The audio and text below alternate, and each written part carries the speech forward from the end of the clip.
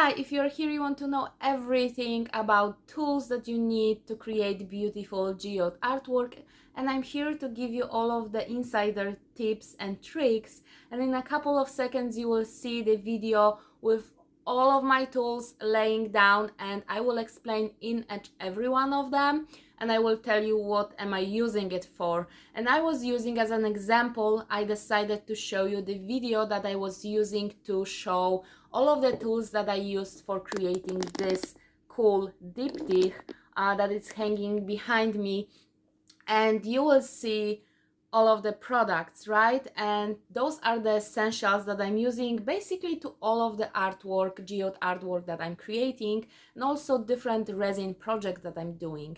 But remember that if you are starting smaller, if you are starting with a smaller size, you just have to adjust the cups. And if you don't plan to work with a big project of resin, just get yourself cups that are a little bit smaller, and you don't have to have a big volume of resin to mix and big batches of resin to mix. But that's the only difference.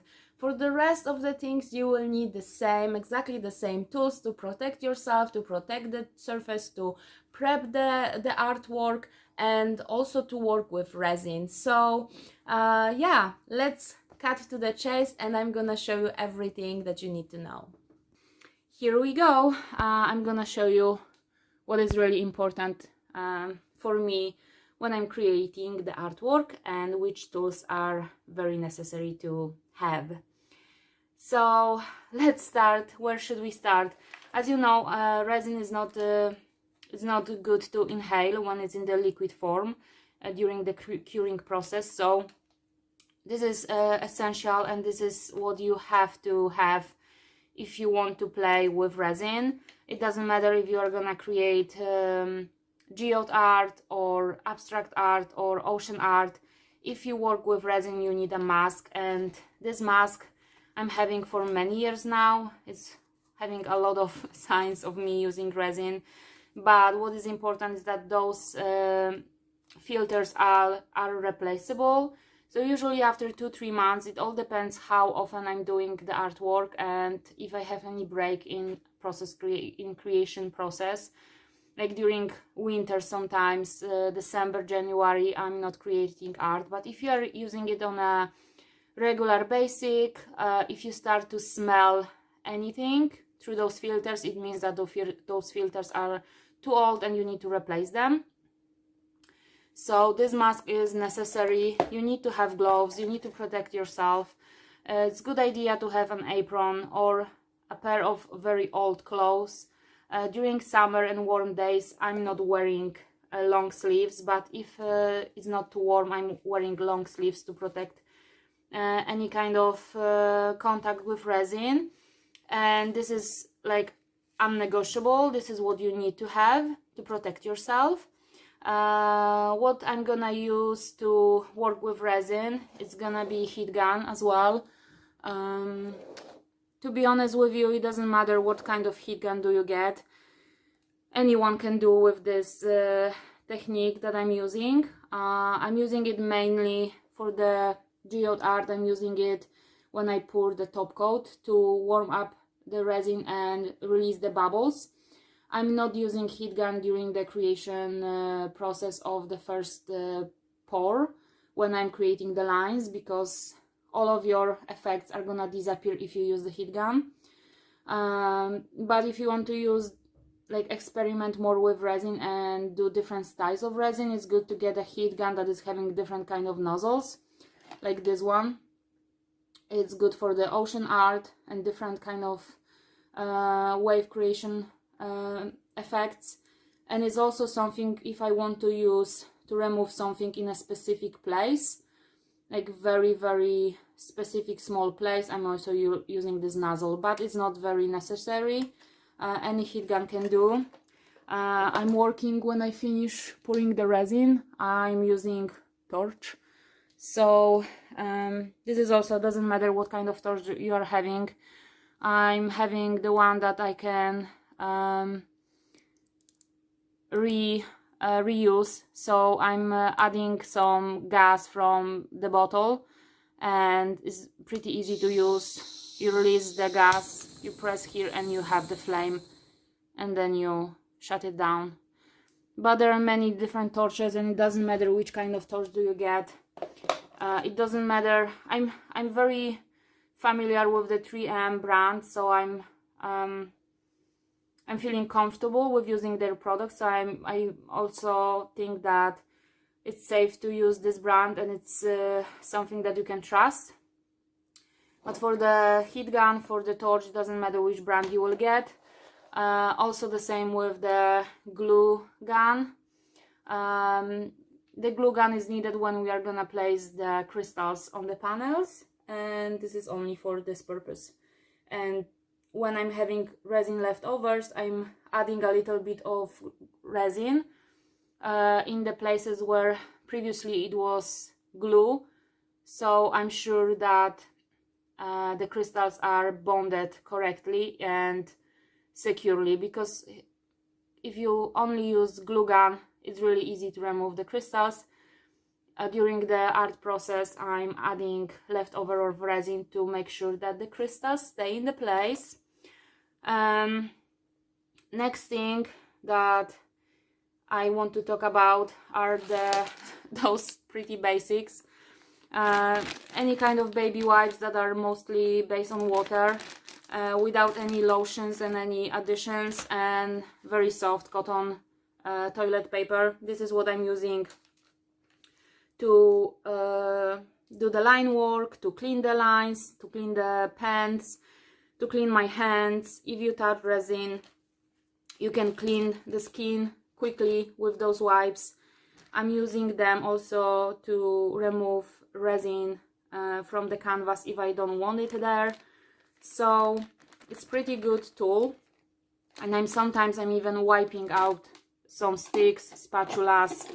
I'm also wiping them with those baby wipes. They're pretty cool to use. Another thing is the gloves I already talked about. Those two tools, the syringe and tape bag, this is for the glitter. So for the very specific glitter application, and we are gonna use it to build a barrier before we do the top coat, but you're gonna see this in the next lessons. This is also very useful, and you will use it in many resin projects. And my cups that I'm using for mixing the resin, and this is all depends how big project you are using. This one, which is a little bit more than 1 liter, this one I've used for mixing resin for my top coat, because it holds my 650 milliliters of resin. I'm gonna do my best to translate milliliters. I don't have any other volumes, you know, the measurements from different continents here on the cup, but I'm gonna do my best to translate the measurements in the training for you guys who are from Canada and US. And this one I'm using mostly for my top coat, but majority of time I'm working with half liter or 600 milliliter one, and the small ones which are more precise, where I can easily use the scale to work up to 100 or 200 milliliters. So it all depends. I think in this project I use all 3 of them, and I was using, yeah, on different lessons, on different stages of the artwork, I was working with all 3 of them. For pouring the resin on the main first layer where we do the lines with resin, I use those cups. Those are approximately 200 milliliters. They shouldn't be bigger than that.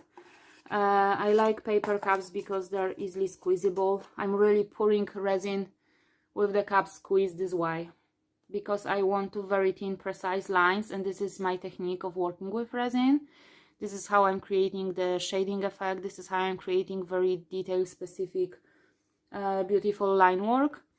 And when I'm working with the artwork of sizes that, like today, like we are working with quite big diptych, I would mostly work with those cups.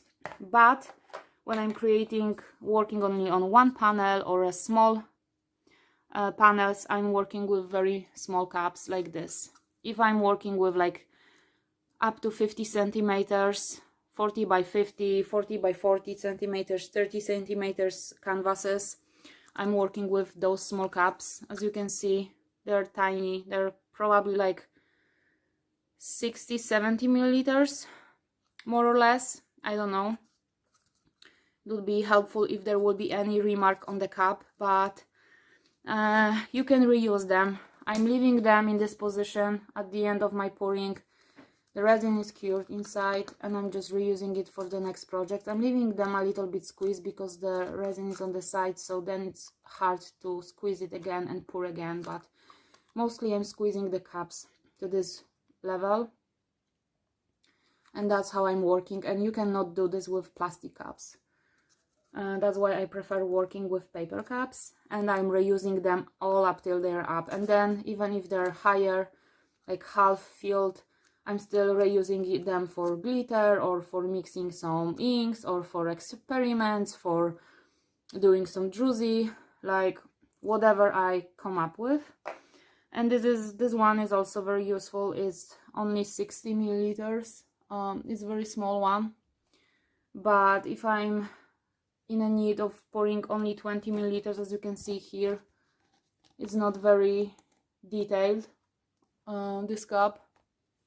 So I'm using this if I need only small amount for like a specific project and I'm not having any resin leftovers to work with, transparent leftovers. And I'm mixing today.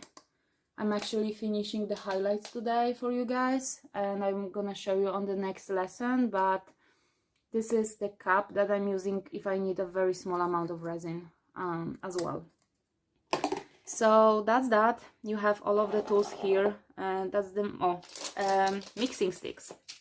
This is what I was almost forgetting. So this spatula, this is a kitchen silicone spatula. This is what I love to use when I'm mixing resin, big amounts of resin for top coats, because it's so thin, so elastic that it's scraping my sides of the container, of the jar, pretty nicely.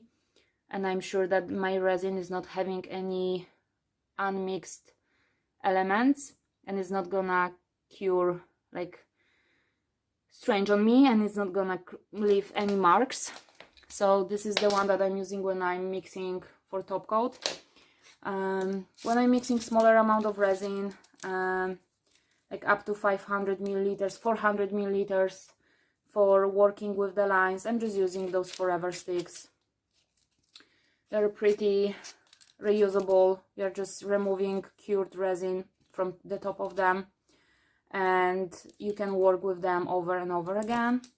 They're actually from Colorberry, so, but I don't think, I think there are some other brands that you can get them from. Those are from Colorberry. And she's having also forever cups, but I'm using mostly the paper cups instead. Those are cool for different application, for applying the resin on your highlights, to attach them, to maneuver your resin on the panel, to mix the resin, to mix the colors, to add the colors. They're pretty versatile. But I also like those small bamboo sticks, which are having those very sharp edges, like ends, like shashlik sticks, or I don't know, like toothpicks kind of sticks. Hope that you can see them very well on the camera. Can you see them? I think you can see them. They are pretty cool if you want to be very precise, if you want to move the DRUZY on the panel, if you want to move the resin on the panel and you want to just connect the lines of the resin, if you want to remove some hairs from the panel. I'm liking to use those sharp edges, so I'm having also those bamboo sticks and very thin fine brush. This brush is for varnish application around the DRUZY, because I like very fine lines, but it's all up to you which size of brush will you get. And the spatula I use for applying the, doesn't matter which size or shape is having, I use it for applying the structure paste on the negative space. And that's basically it. You will need another thing, you will need the tape to protect the sides, you will need a brush and or a roller to apply gesso, but other than that, I think 99% of my tools are here and are explained. And yeah, I will meet you in the next lesson.